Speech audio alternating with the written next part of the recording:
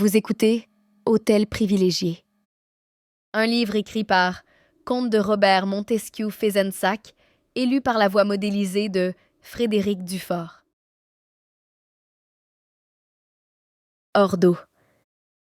Si mes propres reliques vous viennent sous le nom de martyrs, recevez-les. Le relevé d'un procès en cours d'art et d'amour plaide tendrement avec d'éloquentes pièces à l'appui de la canonisation proclamée enfin pour Desbordes de Valmore.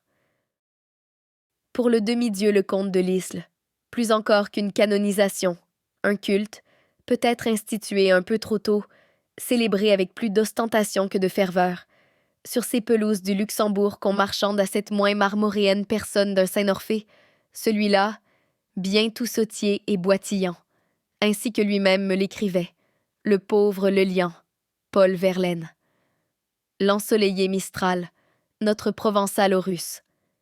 Une jonchée de pensives roses sur le parcours, lune fête Dieu des muses. L'âpre Hello, Saint-Jean Bouche de Fer, le nouvelliste précurseur, le polémiste mangeur de sauterelles. Goncourt, le noble patron de la charité bien ordonnée. Tolstoï, une icône. Léonard, l'omniscient. Blake, le peintre-poète nécromant. Burne-Jones, une idole. Bucklen, un prince des peintres.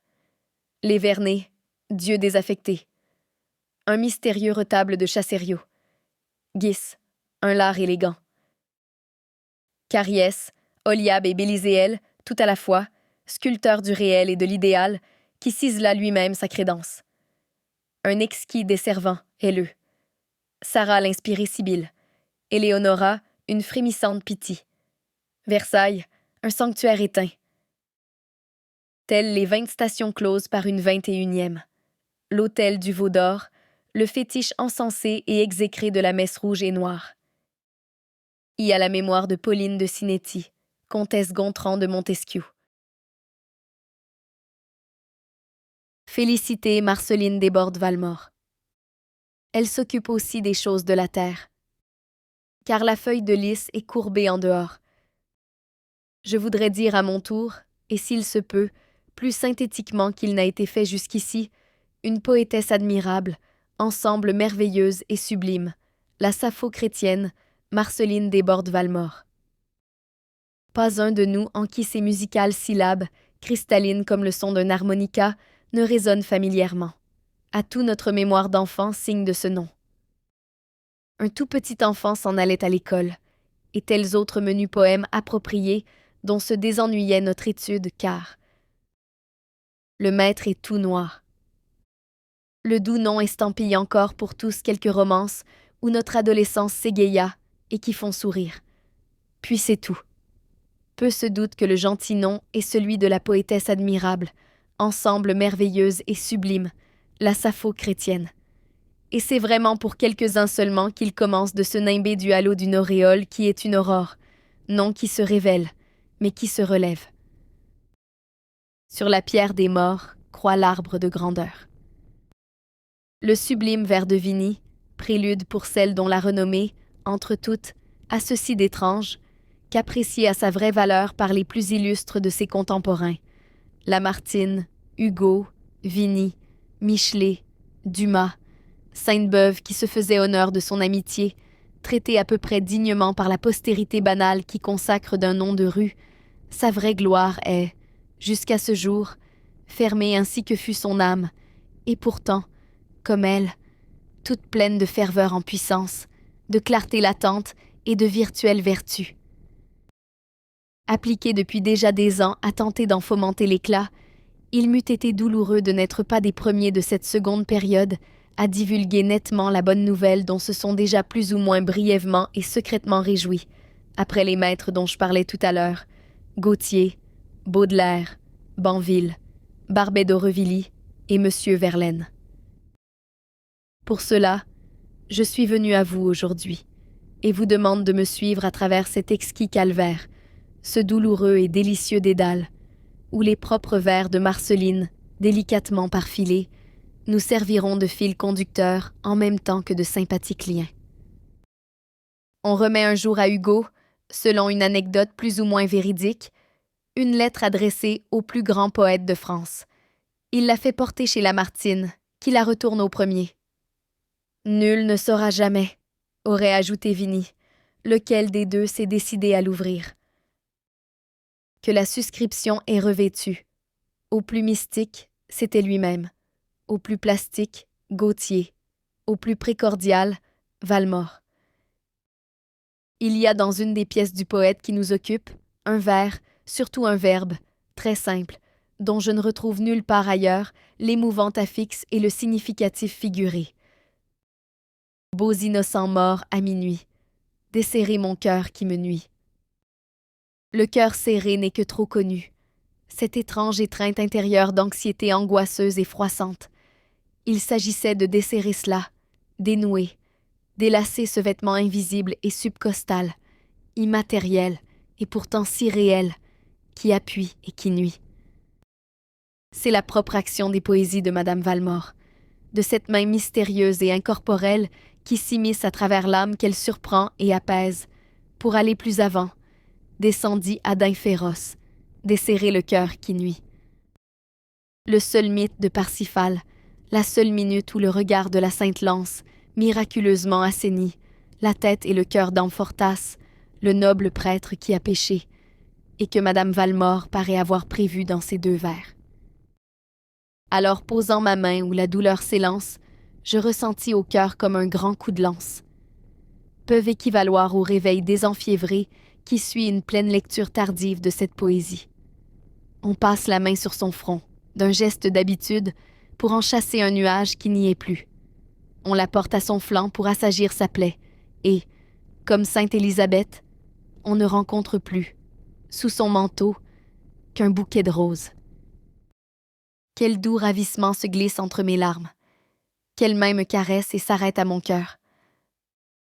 Alors, ainsi que le pur simple, cœur desserré sous l'onde baptismale, on murmure « D'où vient que tout me semble si belle aujourd'hui? C'est qu'en ce jour quelqu'un a pâti pour toi, car seule, la passion peut racheter la souffrance, et l'hostie blanche, la pure colombe a rougi, pleuré, saigné, car il y a vraiment d'un Christ féminin dans cette sainte femme, dont nul ange ici-bas n'a vengé la douceur. » J'ai dit « lecture tardive ». Oui. Les éditions éparpillées et incomplètes sinon interdire, du moins, entravers longtemps le vol d'oiseaux sur cette œuvre. Les 3 volumes de Monsieur le maire permettent aujourd'hui de diviser tour à tour et recomposer une grande partie du faisceau lumineux pour se délecter du détail ou se réjouir de l'ensemble. Il y avait encore cet inéluctable silence qui succède aux oraisons funèbres, où se restreint presque intégralement encore le formulaire de la poétesse. Baudelaire, pourtant son plus subtil bien que bref panégyriste, apparaît visiblement gêné par ce manque de cohésion dans la gerbe des recueils. Nul doute que son bel article n'eût étendu ses accents, élargi ses accords sous la révélation plus tard totalement proférée. À l'effluve surtout de ce recueil posthume qui résume l'essence du flacon, la quintessence de l'essence. Enfin, et de par la loi du suranné qui n'est déjà plus le démodé, et cependant pas l'ancienne encore, mais bien la chrysalide à travers laquelle l'un devient l'autre, entre notre génération et celle qui tenait encore à la contemporaine par le de visu, voltigeait ce prestige fané d'époque, ce brin un peu risible de coiffure en couette, par-dessus l'attitude troubadouresque et dessus de pendule, l'écho de ce petit côté secret qui rend populaire, ce presque rien qui fait tache, et grâce auquel notre mémoire d'enfant nous donnait la dame pour à peu près connue. Une résonance de tous ces pianos mentionnés par Sainte-Beuve et sur lesquels s'est transposé et tapoté le plus chantant de la lyre du poète, tandis que le silence en retient encore les traits les plus fulgurants et les plus suaves soupirs. Une odeur de quel est ce gant rose, qui n'est pas le mien, invétéré en une récurrence, et longtemps empêchant de croire que s'y put loger la main dont s'étancheraient nos douleurs. Oui, ces romances où des beautés sont souvent recélées, et dont, ailleurs, l'inconscient comique aboutit à quelque chose de touchant comme la demi-lyre de la gravure de Monziès, cet élément Pauline du Change. Ce bout d'écharpe envolée dont les biographes entortillent le sujet trop complaisamment, n'ont plus qu'un intérêt parasite et documentaire, et la prétentieuse brume en fond au feu de ce qu'elle abrite et qui les habite. Et le ruban de Desbordes Valmore s'en ira rejoindre le turban de Staël, les cornettes de Sévigné, les bandeaux de Sand et les bandelettes de Sappho, dans ce vestiaire des siècles où les atours s'évanouissent pour laisser s'épanouir, hors du temps, la beauté nue. Elle résout la sécheresse du cœur, Michelet l'a dit, qui, seule, a légué les formules vraiment caractéristiques de ce doux amer génie. Elle flotte par-dessus toutes autres paraphrases et surnage ainsi qu'une arche sur un déluge, ou tout au moins, comme le manuscrit de Camoens, pouvait reluire au-dessus du flot. Les voici. C'est avec celle sur le don des larmes, ce don qui perce la pierre. 3 autres encore. Le sublime est votre nature. Mon cœur est plein d'elle. L'autre jour, en voyant Orphée, elle m'est revenue avec une force extraordinaire et toute cette puissance d'orage qu'elle seule a jamais eue sur moi. Enfin, je ne l'ai connue qu'âgée, mais plus émue que jamais, troublée de sa fin prochaine et, on aurait pu le dire, ivre de mort et d'amour. Ces 4 paroles constituent l'évangile de Madame Valmore. Quoi qu'on puisse écrire d'elle, désormais, ne saurait que graviter autour de cette quadruple épigraphe succincte, synthétique, suggestive. Tous ceux qui abordent cette mémoire et en tirent du relief sans lui pouvoir ajouter de lustre, car la seule donnée en illumine l'interlocuteur de son approche d'arche sainte, brassent la légende en 4 versets, sans paraître se douter du dessous qu'ils infligent, de ce fait même, à leurs variations et à leur tri. Au reste, du contingent biographique où se recrutent à peu près ordinairement ces appendices, devrait-on même user? La grille du tombeau n'a-t-elle pas droit de suture immédiate au mur de la vie privée? L'amalgame de la personne double de l'artiste et de l'être représente un des plus déplorables postulats et l'une des plus fâcheuses exigences du public sur le mage. Les parterres insuffisamment renseignés et attentifs qui ne sauraient l'aller chercher là qu'il réside uniquement, à savoir dans l'œuvre, exigent néanmoins, et d'autant plus, de le toucher, sans l'atteindre, par la frange de son manteau, et mieux encore, par l'ouverture de ses plaies, où quelque secret espoir de faire expier le mérite de l'esprit prompt met en quête d'une tare de la chair faible. Mais pour nous autres, à vrai dire, qui avons démêlé, ressenti, goûté tout le parfum dans l'extrait, toute la griserie dans la liqueur, peu nous chalant des pétales froissés ou des baies flétries. Plutôt nous craindrions volontiers d'amoindrir notre extase par d'inopportuns contrôles, de rétrospectifs examens sur une grappe tarie ou une fleur séchée. Bien mieux, nous tiendrions de celui qu'importunent ces bravos adressés au gosier de l'interprète plutôt qu'à la sonorité éparse de son chant, et qui se recule et recueille au fond de la loge, craintif de voir attribuer le charme qui l'enchaîne encore à quelque vieux visage de ténor teint ou de cantatrice déteinte. Les métiers, d'où vers nous chatoient les joyeuses aunes des tissus fleuris, ne sauraient se démonter qu'en bois et cordes. N'est-il pas plus sage d'oublier canuts et tisserands pour voir courir des rinceaux sur des fonds, revoir rêver des oiseaux entre leurs branchages brochés, suivre revivre et s'iriser des iris sur de la soie? C'est elle seule la douloureuse félicité qu'il s'y est interrogée sur elle-même. À cette confession surtout, à cette auto-confrontation vraiment nous aident les biographies. Sachons-en gré, rendons grâce. Le plus clair de l'éloge de Sainte-Beuve ne consiste et réside-t-il pas en ces extraits de lettres où reluisent tant de familières splendeurs? Le meilleur et le pire de ses aveux, le plus sui generis du type, le plus artésiennement explicatif et révélateur de ce moi, c'est bien cette profession de foi de son arcane poétique. À 20 ans, des peines profondes m'obligèrent de renoncer au chant parce que ma voix me faisait pleurer. Mais la musique roulait dans ma tête malade, et une mesure toujours égale arrangeait mes idées à l'insu de ma réflexion. Hélas, nul ne s'est encore trouvé parmi les indiscrets pour nous révéler l'homme d'un talent immense, le fauteur de ces peines profondes. La vraie Valmore à édifier et déifier est une Valmore, de vers, de ses vers, groupés alentour de son nom, en la délicate élite et la délicieuse prédilection d'une dédicace réversible. La citation est ardue en ces textes. Nuls autant ne menacent de la rendre envahissante. Puisque le « il faudrait tout citer de clichés immémorial » est ici la vérité même. Telles pièces sont plus parfaites, plus délibérément réussies, mais qu'on n'oserait guère déclarer plus que d'autres adéquates à leur visée, mieux moulées sur nature. Fût-ce les trop célèbres romances, plusieurs drôlement datées et démodées, et pour lesquelles l'indulgence tourne presque à du goût. Dans Shakespeare, j'admire tout comme une brute, fait un dire célèbre de Victor Hugo. Dans Valmore, faudrait-il varier, j'aime tout comme une âme. D'amant? Non, d'enfant.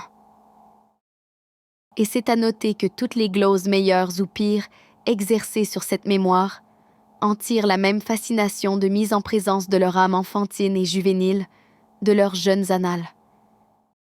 Ah, qui n'a souhaité redevenir enfant? Là de la vague enfance, un regret qui sommeille, dans les fleurs du passé vaguement se réveille.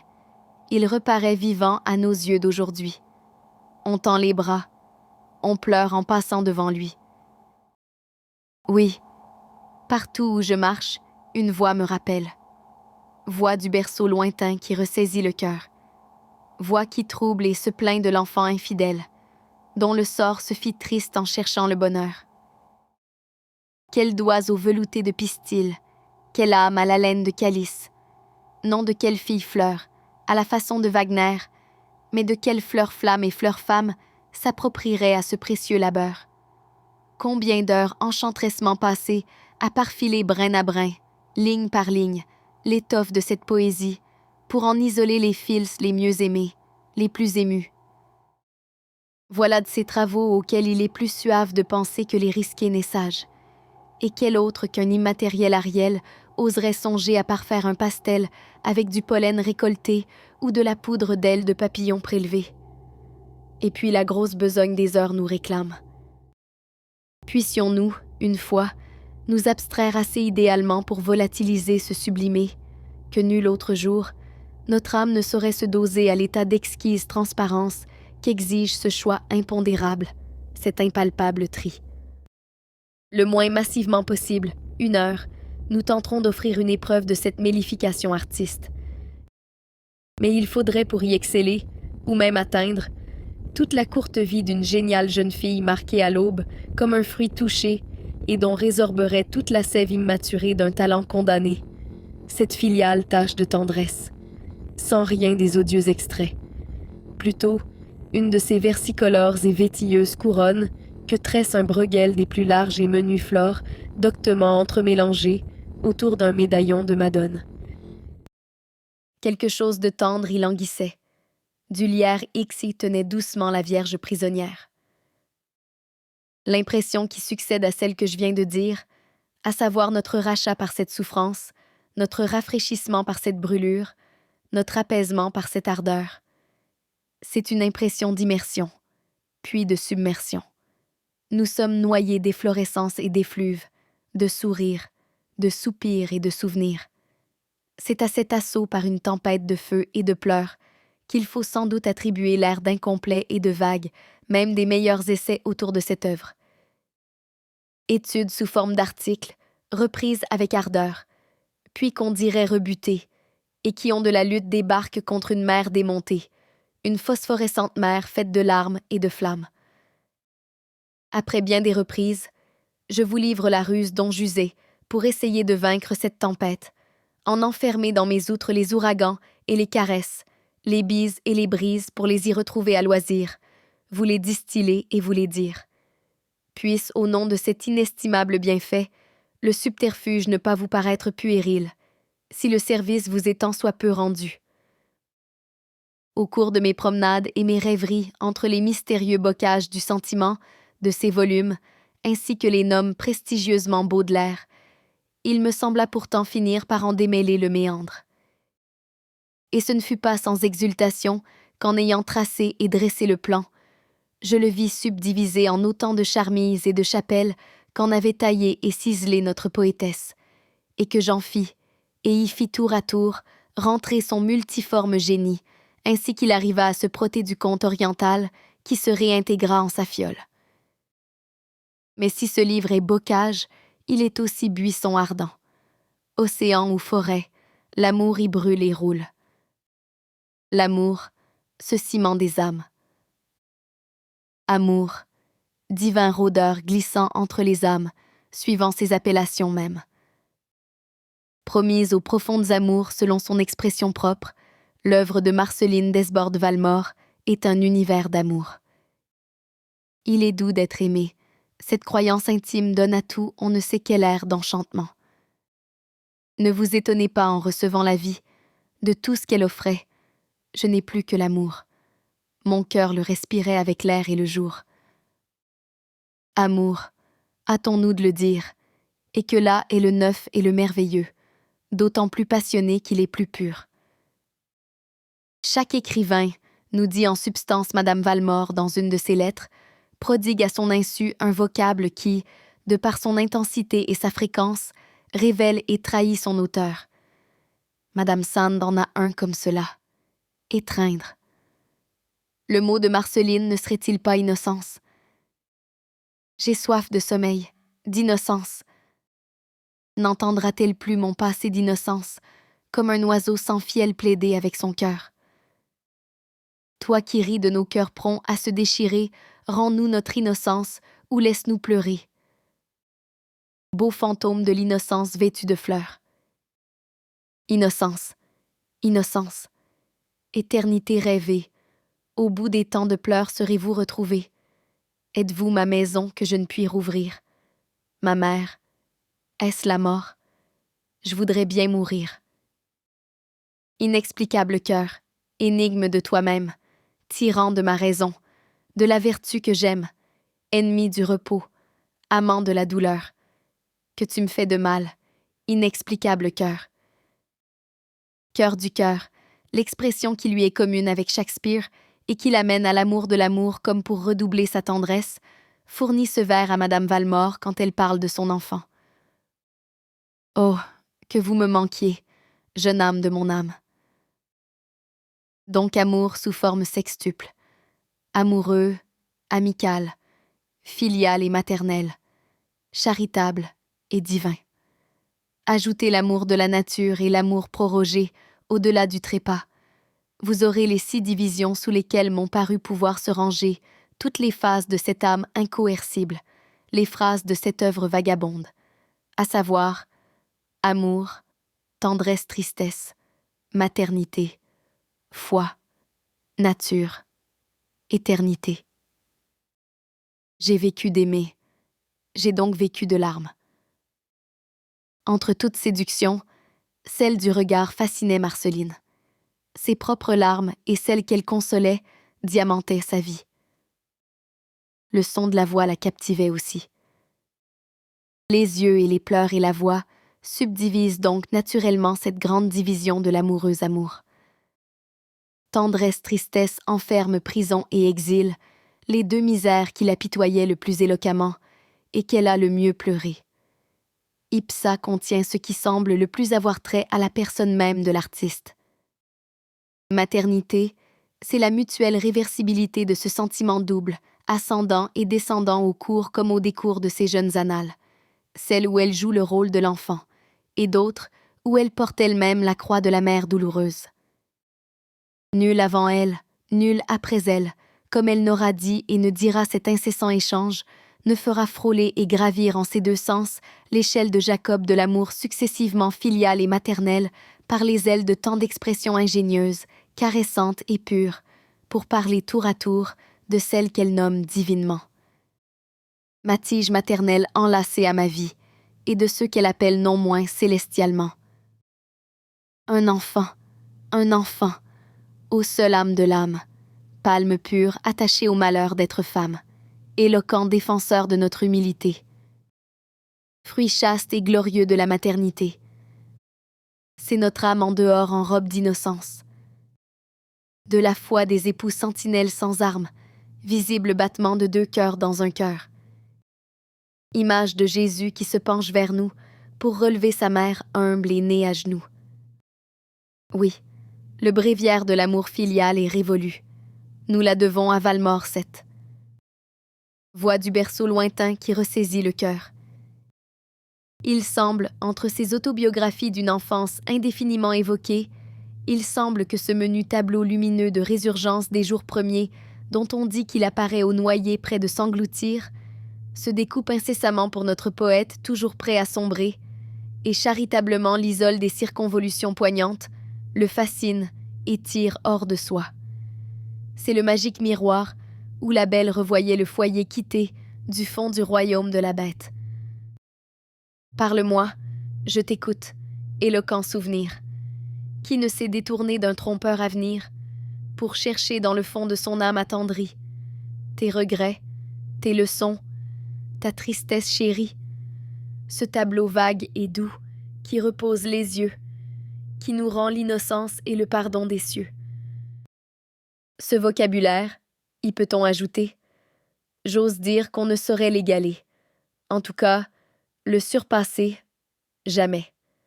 Centre de ce double courant de passion entre ses propres enfants et cette mère dont le souvenir, parmi 100 apostrophes qui font sursauter, lui dicte cette pièce. Quand je pense à ma mère, elle-même pieuse fille et pâle couveuse d'immobiles tourments, ainsi qu'elle se qualifie, elle polarise tous les rayons de la maternité et de la filialité. Passez-moi ce terme. Ces apostrophes, en voici. La mère, n'est-ce pas un long baiser de l'âme, un baiser qui jamais ne dit non ni demain? Quand elle m'avait dit « Vous êtes mon enfant », le ciel, c'était mon cœur à jour et triomphant. Comme le rossignol qui meurt de mélodie, souffle sur son enfant sa tendre maladie, morte d'aimer, ma mère, à son regard d'adieu, me raconta son âme et me souffla son Dieu. Enfin, ce passage qui rappelle et regrette les sépultures disposées jadis au pourtour extérieur des églises. C'était beau d'enfermer dans une même enceinte la poussière animée et la poussière éteinte. C'était doux, dans les fleurs éparses au Saint-Lieu, de respirer son Père en visitant son Dieu. Quant à l'éloquence de sa maternité propre, je ne crois pas qu'on ait jamais parlé avec cette nostalgie des entrailles. Jugez-en plutôt. Récemment mère, elle se plaint de ne plus faire corps avec son nouveau-né. J'aurais voulu voir Dieu pour te créer plus beau. Et j'allais au soleil couchant sécher mes pleurs, pour te rendre suave et pure comme les fleurs.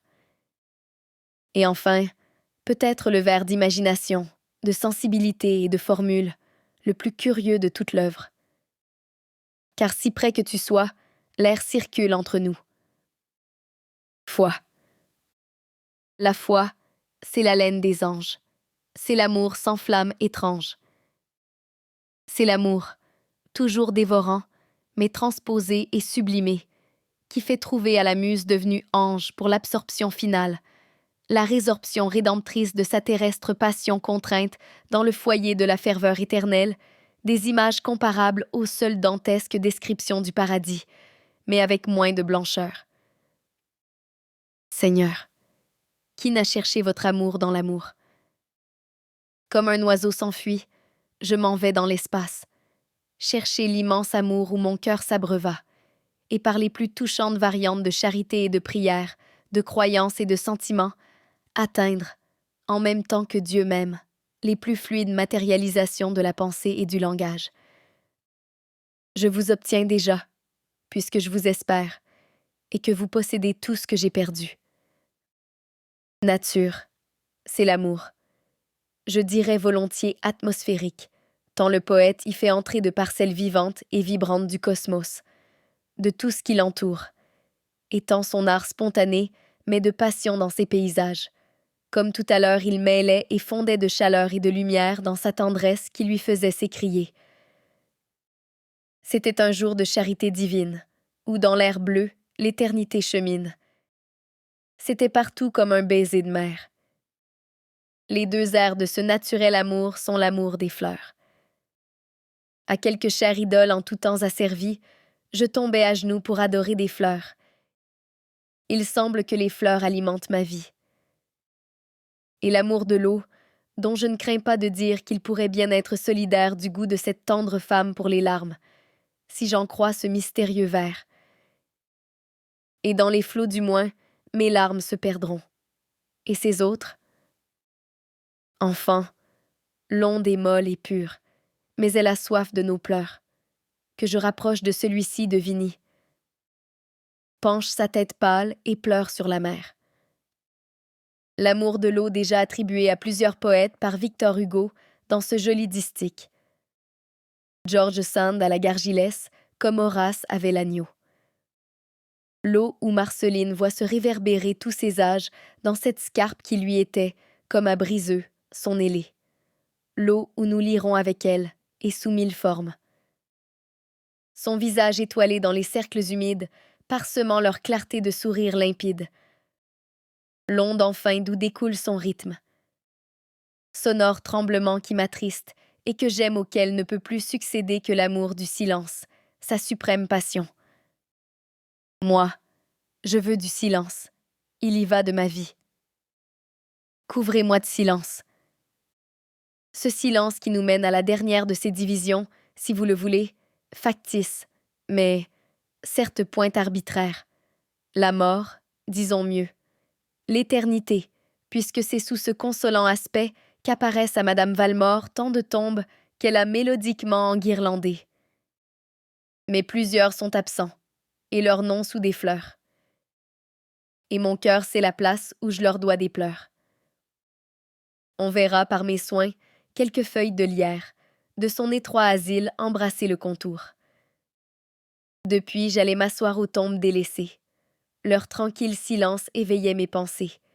Y cueillir une fleur me semblait un larcin. L'homme revient seul où son cœur le ramène, où les vieux tombeaux l'attirent pour pleurer. Abîme à franchir seul. Cette définition en commun, cette fois, avec Pascal, porte ces mots à sa douleur brûlante. Viens, ne crains pas la mort, on aime dans les cieux. Et la mort qui couronne son œuvre de vie, comme elle couronne toute vie, n'apparaît jamais hideuse à notre poète, mais toujours fleurie et touchante, puisqu'elle lui rouvre tous les paradis pleins de ses anges envolés. Tous les êtres aimés, sans oublier l'être aimé, voire à commencer par lui, selon une magnifique interpellation, croyance. Albertine, âme en fleurs, et d'autres amis de jadis, et cette noble tige maternelle, enlacée, cette fois à l'éternité, auprès de ses enfants enfuis. Car vous aurez un jour une joie immortelle, et vos petits-enfants souriront dans vos bras. Non, jamais rien de plus sereinement détaché, de plus véritablement et vénérablement sur le seuil, et déjà presque au-delà, n'a su se proférer pour nous parler de la mort, avec ce que j'appellerais une pareille liberté d'allure mortelle, nous apprivoiser avec cette cueilleuse dame qui ne les moissonne pas pour en tuer les flammes, mais pour les délivrer de leurs lourds vêtements, comme on ôte le sable ou dore le diamant. Tous mes étonnements sont finis sur la terre. Tous mes adieux sont faits. L'âme est prête à jaillir pour atteindre à ses fruits protégés de mystère que la pudique mort a seule osé cueillir. Béni soit Dieu, puisqu'après la tourmente, réalisant nos rêves éperdus, vient des humains l'infatigable amante pour démêler les fuseaux confondus. Fidèle mort, si simple, si savante, si favorable au souffrant qui s'endort. Me cherchez-vous, je suis votre servante. Dans vos bras nus, l'âme est plus libre encore. Ainsi catégoriser les termes d'association de ces divers sujets d'inspiration, il nous sera utile, et plus facile de grouper les rythmes dont le poète les revêtit. Jamais de poème à forme fixe. Muse bien trop débordante, déchaînée avec résignation mais tumultueuse et torrentueuse, pour se ranger à si étroite digue, la muse à la fois digne et familière qui ose risquer cette déclaration à la Vierge. Cet amour des amours qui m'isole en ce lieu, ce fut le vôtre. Eh bien, parlez-en donc à Dieu. Je distingue une première sorte ou famille de pièces, divisées en strophes, le plus souvent de 4 hexamètres, quelquefois plus, rarement de distiques. Pièces d'ordinaire peu étendues, mais d'allure large, sans doute les plus parfaites, presque en forme de menus poèmes à forme fixe pour soi, et pleines à leur manière de l'immortelle vibration du. Puisque j'ai mis ma lèvre à ta coupe encore pleine de Victor Hugo, sans le charme ou le discrédit que confère à d'autres de ses poésies, des passades de rythme non suivis, de vers irréguliers entrecoupés fortuitement, bizarrement, dithyrambiquement. À cette première famille ressortissent la vie et la mort du ramier, renoncement, la couronne effeuillée, etc., etc., et de plus longue, le mal du pays, tristesse, départ de Lyon, etc. J'énumère dans une note les titres des principales pièces englobées par chacun de ces groupements. L'auteur n'excelle point aux intitulés. Les siens, loin de cet art du titre qui nous semble devoir être fait d'un mot synthétique, jamais renouvelé au cours de la poésie qu'il désigne. Les siens, dis-je, sauf parfois quelques douces ingéniosités d'ailleurs empruntées, telles que le soleil des morts pour la lune, ne contiennent que l'appel ou le rappel du sujet, sans dédaigner simple histoire, ni même merci mon Dieu. La croix de ma mère, qui n'y est point, s'y fût-elle rencontrée, qu'on en eût presque pu rapporter la vieille trouvaille à cette loi de Baudelaire. Beauté du lieu commun. Car n'est-ce pas du fait de cette beauté trop prisée que le lieu commun est devenu tel, mais qu'il porte en soi la force ou le charme de vaincre cette période de profanation, et le voilà promu lieu éternel. La strophe large, abdiquant l'hexamètre, s'allège et se familiarise, comme dans l'élégie à Pauline Duchamge. Et c'est alors une autre veine où la précieuse élégance des émaux écamés, comme dans un arc de triomphe, s'allie au virtuose esprit des rues et des bois pour procréer un second groupe, dépendant du premier, qui l'égaie et subtilise. Un troisième naît du mélange de l'hexamètre et de vers plus légers, toujours également disposés dans des strophes régulières. C'est un billet de femme, le soleil lointain, mais cette forme sert tout aussi souvent des poèmes de la seconde famille. Joignez-y les pièces en hexamètre non divisées en strophes, avant toi la fleur d'eau, l'augure, etc. Et enfin, celles où se faufile, puis se glisse et s'irrue le vers irrégulier, quelquefois un seul dans toute une longue pièce, comme dans la maison de ma mère, à mes sœurs, aux poètes prolétaires, et ce sera, surtout de par ces dernières, les plus nombreuses, la famille complète des poèmes plus ou moins descriptifs. Voici ce que, dans une étude précédente, abandonnée, me suggéraient ces entraînants irréguliers employés par Madame Desbordes-Valmore, avec, en une verve différente, un bonheur parfois égal à celui de La Fontaine. Un réseau de poèmes moins ordonnés, mais dont les beautés partielles sont peut-être les plus ad imaginem de cette âme. Quand il est bien frappé un vers de cette lyre, suivant la banale expression, cette fois ennoblie, est si intense qu'il se suffit à lui-même, et presque ne pourrait qu'être gêné par le voisinage d'un aussi puissant. Il y aurait superfétation, étouffement, comme sur de ces orangers replets et redondants qui ressemblent à de vastes boules de senteur, encombrés, presque incommodés qu'ils peuvent être à la fois par plusieurs sortes, et règne de végétation et de poussée, feuilles, fleurs, fruits nouveaux, et jusqu'à des fruits de 2 ans, s'assurant plus de suavité et de saveur d'un second retour de sève. Cette clairière de poèmes moins touffus, plus aérée par l'étirement ad libitum de la pièce, parfois le vers libre intromis, avec une aisance qui, chez tout autre, serait licence, mais ouvre là visiblement comme une prise d'air pour une poitrine oppressée. C'est le vrai chant d'évolution, la vraie ère de Valmore. Pas de dilettantisme exquis comme de l'y voir et suivre, voler, volter, courir, sourire, mourir. Et se reprendre tout innocemment, inconsciemment, de rythmie native et d'ingéniosité ingénue, d'où ces compositions héritent ce galbe unique de complications naturelles et de simplicité si précieuse. C'est là que sur la piste infailliblement originale, jusqu'en la banalité, et captivante même en la niaiserie, éclate avec plus de miracle, se détache et s'isole de ses prouesses consacrées inégalables par l'arbitre de ses tournois comme le juge judicieux de toute théorie d'esthétique, j'ai nommé Charles Baudelaire. La deuxième famille est toute chantante, ode ou cantique, berceuse ou romance. L'auteur y englobait modestement toute son œuvre. Quelques chansons méritent-elles que l'on s'occupe de moi et que l'on m'admette au livre de la science. L'Ode, c'est au soleil, au Christ, chant des mers, les oiseaux, etc. Le cantique, c'est prière des orphelins, les enfants à la communion, etc. Les deux. Berceuses sont spécifiées telles par leur titre, dormeuse et pour endormir l'enfant. Et il n'y aurait aucunement lieu d'être surpris d'apprendre que cette naïve inspirée qui nous avoue « La musique roulait dans ma tête malade, et une mesure toujours égale arrangeait mes idées à l'insu de ma réflexion. » D'apprendre enfin qu'elle n'aurait composé ces dormeuses que pour avoir trouvé leur rythme et leur rime, leur matière et leur manière tout simplement les mieux aptes à faire descendre le sommeil. Sommeil, ange invisible aux ailes caressantes. Ciel, où prend donc sa voix une mère qui chante, pour aider le sommeil à descendre au berceau? Dieu mit-il plus de grâce au souffle d'un ruisseau? Pour les romances qui ne sont point toujours celles que le poète a étiquetées ainsi, et dont les plus belles concertent souvent ailleurs, elles sont sans nombre, rarement sans agrément, souvent pleines d'envol. Les cloches et les larmes. Sur la terre où sonne l'heure, tout pleure, ah, mon Dieu, tout pleure.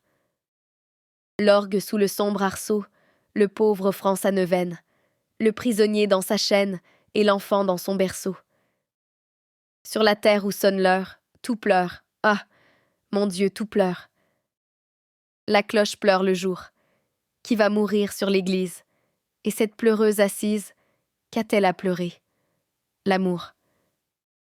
Sur la terre où sonne l'heure, tout pleure, ah, mon Dieu, tout pleure. Priant les anges cachés, d'assoupir ces nuits funestes, voyez aux sphères célestes ces longs regards attachés. Sur la terre où sonne l'heure, tout pleure, ah, mon Dieu, tout pleure. Et le ciel a répondu, terre, ô terre, attendez l'heure. J'ai dit à tout ce qui pleure que tout lui sera rendu. Sonnez, cloche ruisselante, ruisselez, larmes brûlantes, cloche qui pleurait le jour, beaux yeux qui pleuraient l'amour. Sur ce sujet de Madame Desbordes-Valmore, j'ai lu les articles et le volume de Sainte-Beuve, un article de M. Montaigu, remarquable par un juste tableau de l'isolement de cette mémoire, la préface de M. Lacaussade, l'appendice de M. Hippolyte Valmore. Tous travaux intéressants à des valeurs inégales, nourris de faits un peu répétés, de documents similaires, d'appréciations simultanées, néanmoins éloquents, utiles et nobles. Le volume de Sainte-Beuve est non seulement un bel acte, mais une bonne action. On y sent du cœur et de l'amour. Après qu'on fut tenté de trouver fastidieuse l'énumération de tant de noms vains et obscurs, l'idée qui la suggère au maître critique apparaît touchante. J'avais songé, dit-il, par une compensation bien due à réunir d'autre part autour d'elle, quelques-uns des noms dont elle eut le plus à se louer, bon nombre des êtres bienfaisants et secourables qu'elle avait rencontrés sur sa route et qui lui avaient été une consolation, une douceur et un réconfort au milieu de ses maux. Je pense de même que, pour en faciliter l'étude et relever l'éclat, il serait désirable de rassembler en un seul ouvrage tous les articles et études jusqu'à ce jour consacrés à cette poétique figure. L'émouvante correspondance révélée par le livre de Sainte-Beuve pourrait aussi en être extraite pour s'unifier, se compléter. Les brèves pages de Dumas, de Baudelaire, de Banville et de M. Verlaine ouvrent des appréciations plus subtiles, et le sentiment du second, dans son expression incisive et pénétrante, me paraît encore, pour le moment, le plus satisfaisant et le mieux venu. La résultante de lecture de tous ces beaux essais demeure l'étonnement, non de la méconnaissance, mais de l'ignorance publique du détail d'une gloire ainsi révolue, puis résolue, enregistrée et muette, une renommée sans butin. Gloire, Lamartine couronnait déjà du mot Marceline attendrie et confuse. Et pourtant Baudelaire a beau se révolter et nous crier justement « Oubliez par qui, je vous prie, par ceux-là qui ne sentent en rien, ne peuvent se souvenir de rien. » Monsieur Verlaine lui répond avec non moins de justesse. obscurité apparente, mais absolue. Et c'est un si indéniable fait, au sortir de notre étonnement, qui nous sauve du scrupule. Comment oser tenter d'accroître une illustration si faite et si parfaite? C'est parce qu'elle est ainsi, décrétée et accréditée par ces grands qui la goûtèrent. Et moururent, mais fort closes à qui aime mieux croire qu'à les voir, surtout au prix d'un peu d'étude, et pourtant toutes pleines de ce qui parle à tous par l'humanité poignante, brûlante et pleurante, qu'il faut s'efforcer de rompre et ce silence et cette digue, de livrer à ce gave bienfaisant de charité dans la mort, comme durant la vie, bien des âmes désolées à irriguer et rafraîchir, bien des âmes dévorées à ensoleiller et consoler. Toute œuvre, si grand et légitime qu'ait pu en être l'éclat du vivant de l'auteur, n'existe vraiment qu'à dater du jour où le silence mortuaire l'ayant enseveli comme d'une lave refroidie, une curiosité éclairée et pieuse en vient retrouver les fragments qui survivent aux éruptions et aux cataclysmes. Et la vraie vie des ustensiles d'Herculanum n'est-elle pas sous les vitrines, où la disponibilité et la sinécure de leurs silhouettes sans usage nous versent à voir et à boire tant de rétrospectives rêveries. Œuvrons donc de notre mieux pour coopérer au livre que requérait Sainte-Beuve quand il écrivit « Je ne fais qu'indiquer ici un développement qui sera mieux placé ailleurs, et dans le livre que je sollicite. Car c'est encore le propre de la contagieuse ardeur née de cette œuvre que chaque nouvel adepte brûle d'en voir propager le rayonnement et convoque dans le présent et dans l'avenir quiconque peut contribuer à l'étendre. Mais ce livre, tel que le sollicitait l'illustre critique, n'est sans doute point faisable. Quel portrait écrit ou peint fut-il réalisé jamais qu'au fur des momentanéités de l'individu successivement saisi et fixé? Ce livre, ce sera le souhaitable assemblage des études et des articles tout à l'heure évoqués, lorsqu'il y en aura eu encore beaucoup d'autres, toujours et tous beaux, au moins de leur inclination et de leur visée. Ce qui me surprend un peu, particulièrement dans Baudelaire et chez M. Verlaine, c'est l'exagération de ce reproche. Le manque de forme, le vice de forme, le contenant du revêtement inégal au contenu du rêve. Je cite les textes de ces deux rhéteurs. Tout ce qui lui manque, de ce qui peut s'acquérir par le travail, négligence, chaos, trouble, parti pris de paresse, réquisitoire du premier. Une langue suffisante et de l'effort assez pour ne se montrer qu'intéressamment, ajoute le second déjà moins injuste, et plus loin reconnaissant à cette muse la priorité de rythmes inusités. Certes, j'entends comme ses maîtres l'entendent, et me fait fort de renchérir où il sied, mais là, je m'insurge. La conclusion de M. Verlaine est exacte, mais peut-être pas assez ponctuelle.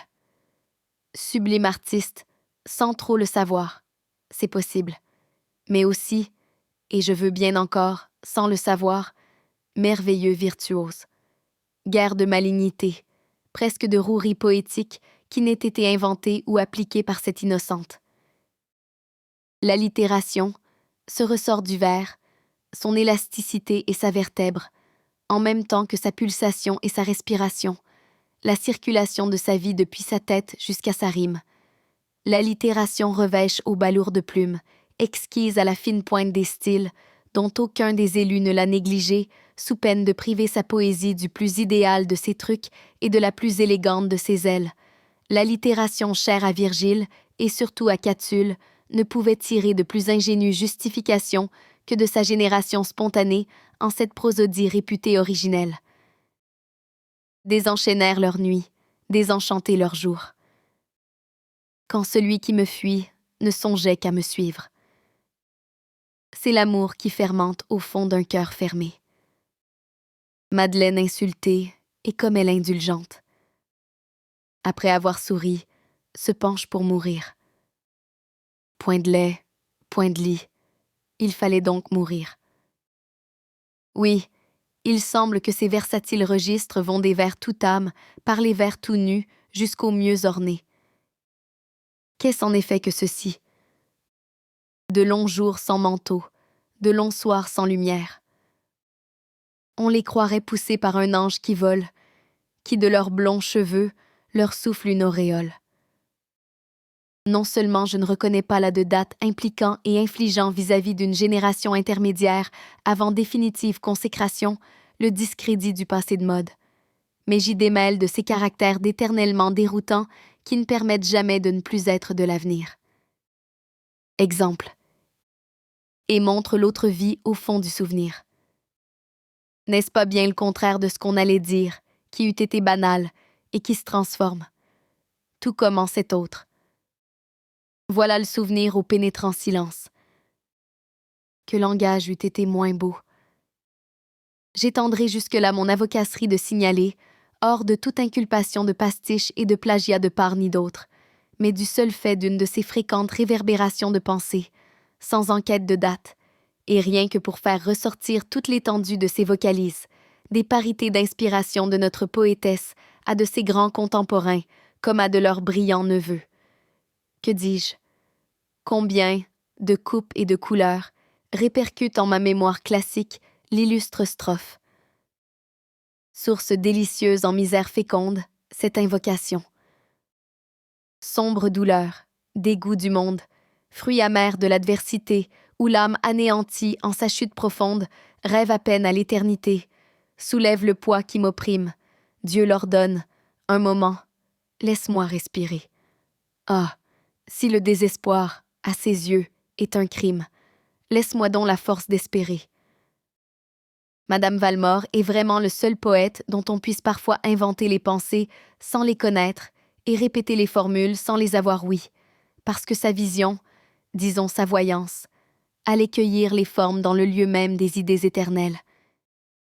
Ces fruits protégés de mystère, que même les plus inspirés d'entre les poètes appesantissent en les revêtant fût-ce des plus nobles rhétoriques terrestres.